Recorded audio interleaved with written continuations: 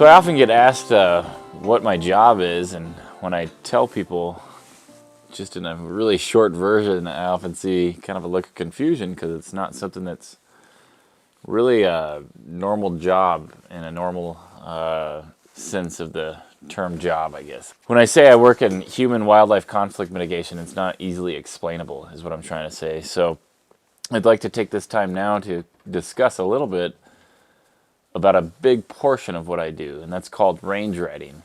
It's a term that's really, from my experience with a lot of different entities in my state that I live in Washington, it's really undefined currently. So I'd like to add some clarity from my perspective. And just for a little bit of background, I've been range riding for almost a decade now. I was the first contracted range rider in the state. I was contracted with the Department of Fish and Wildlife, and was gifted the opportunity to find out how to do this. Everything was undeveloped. Everything that I was doing was kind of new. It was in its nascent stage. So it's been a really neat voyage. I'd like to give you kind of just my insight on what that has taught me about this term called range riding. So it's not really an easy thing to kind of convey what my job truly entails just by giving people like a quick answer of, I work at a grocery store, or I'm a mechanic. When I say I'm a range rider, people are like, what is that? I have no clue what you mean.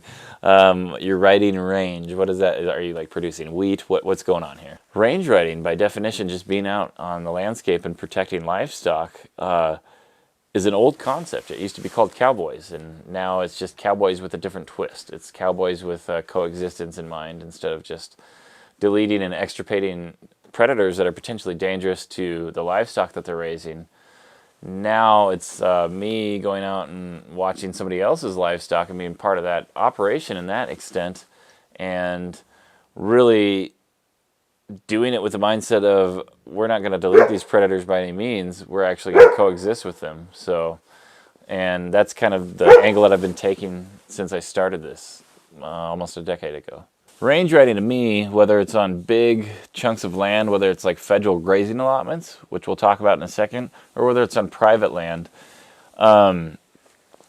range riding is a way to act as a buffer between any kind of predators and any kind of livestock or other human interests that can be affected by having predators on that landscape. So what we're doing, like in the case of range riding on public land grazing allotments, we'll talk about. So that's national forest. That's our forest. It's public land. That's your land. That's my land. That's all of our land. We can recreate on it. It's a multi-use form of land here in America.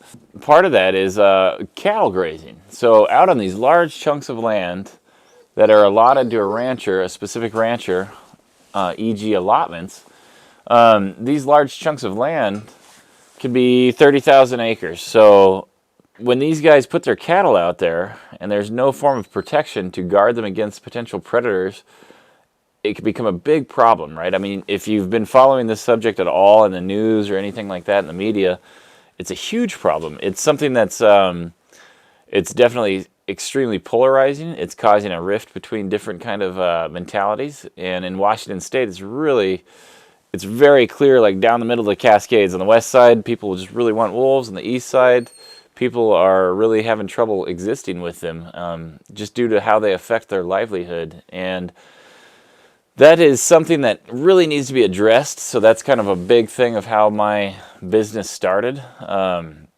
was a issue in the Wedge in 2012 that cattle lost their lives, the rancher lost the cattle, wolves were completely eradicated from that landscape. And as you know, I'm a very big proponent of wolves in the wild landscape. I think it's so important to have them there. I mean, they're an iconic symbol of our country, of our land, and that's not just specific to our country. I mean, wolves are all over the world, but we won't digress into that. There has to be something that we do to help create balance between predators and prey, and that prey being livestock that these people are producing. E.g., again, livestock producers. You'll hear me throw that term around. That's the same, it's synonymous as ranching. So these ranchers that are putting their cattle out in these giant public land allotments, a lot of them don't have the time or the ability to go watch them. There's no ability to, they're holding down a 9-to-5 job doing other stuff, or they're full-time hay farmers. So a lot of these people are preoccupied doing something else, and they can't spend time up in the mountains watching their cattle, but it's something that's near and dear to their heart. A lot of these people are fourth, fifth generation ranchers, and they've been doing this for a while. Their family's been in this I don't want to say game. They've been in this business. They've been in this business and in this lifestyle, because that's truly what it is, for quite some time. So having wolves back on the landscape, which haven't been there in most of wild America since the 1930s, they were extirpated from the scene. So having this predator back there, it's an apex predator. We're now having a constant inundation to our national public lands with a food source, and it's just kind of bound to come into collision at a certain point in time. So that's where range riding comes into the picture, and currently right now, and I think probably into the future, it's the best tool to actually coexist with large carnivorous animals on the landscape, on the same landscape as cattle production operations.